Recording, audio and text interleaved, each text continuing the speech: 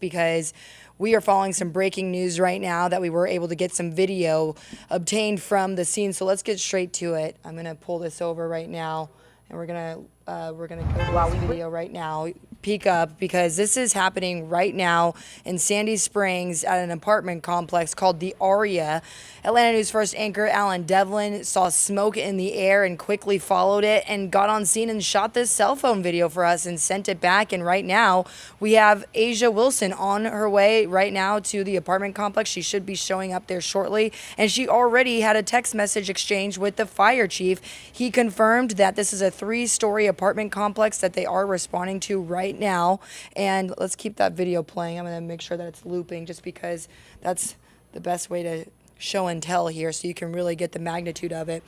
Now, I was communicating with Alan, and he was saying that the top of the building was completely gone, and it's continuing to smolder, and from time and time again, it will continue to reignite. So I imagine that crews are going to be out there for a while.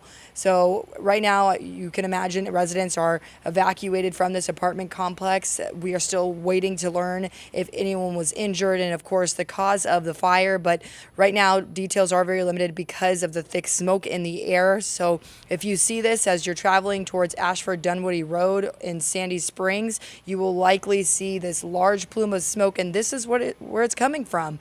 And so you will know what's going on. So we are going to make sure that we keep a close tab on this and make sure that we're following any injuries if we do learn of any, and we'll share that with you right here. All right, I do want to move on now to another story that came out early this morning. Shortly after 3 a.m., we learned about a hostage situation that Dekalb police was responding to.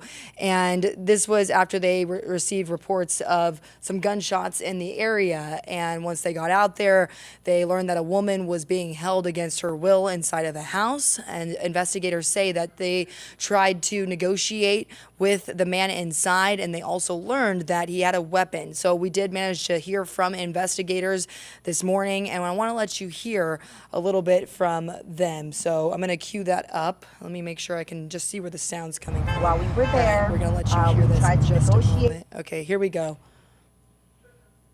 We tried to negotiate with him, and he would not come out, at which time we activated our SWAT unit. Our SWAT unit came on the scene at approximately about 5:30 this morning, attempted to negotiate with the gentleman in the home for approximately an hour before deciding that they would attempt to go inside. During that time, the female came out of the home on her own free will, but the gentleman was still in the home. An arrest warrant and a search warrant were obtained, and entry was made into the residence.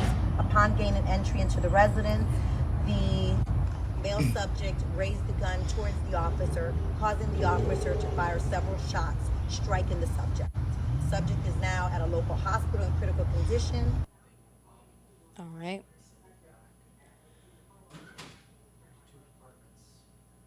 All right, back on.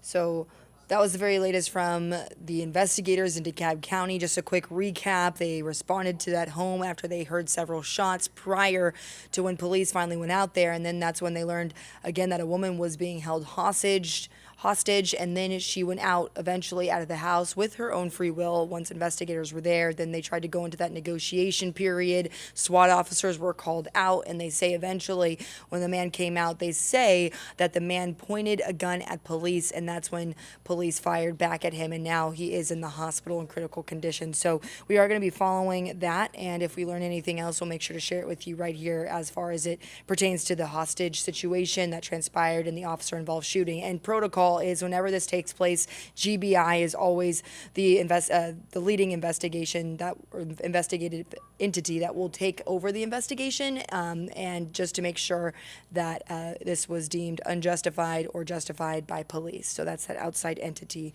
that will be taking over.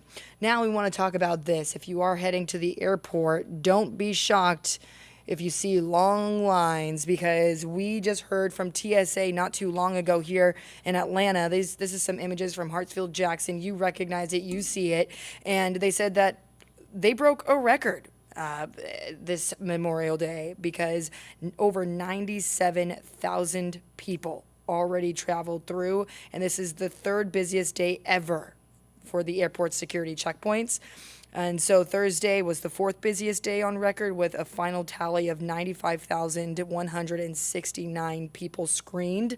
So this is going to be what we're seeing throughout the weekend, and hopefully it may slow down when people start to really touch down to where they are going and to really pay tribute to the service members in our country. And that's, there's gonna be a lot of barbecues outside, there's gonna be a lot going on, and back here at home we have a lot of events going on as well. So we're going to make sure that we talk more about that in our newscast tonight, but those are the top stories that we are following right now: travel, the outcome of the hostage situation and the fallout with that shooting with investigators, and of course that fire that is taking place in Sandy Springs right now. We also have various shootings that took place overnight that we are working to get some more information on. So of course, if we do, we'll make sure to share it with you right here on Atlanta News First. So thank you so much for tuning in. We always love being able to pull back this curtain for you. We just had our editorial meeting, and these were the top stories we felt were most important to you and impacting the most people,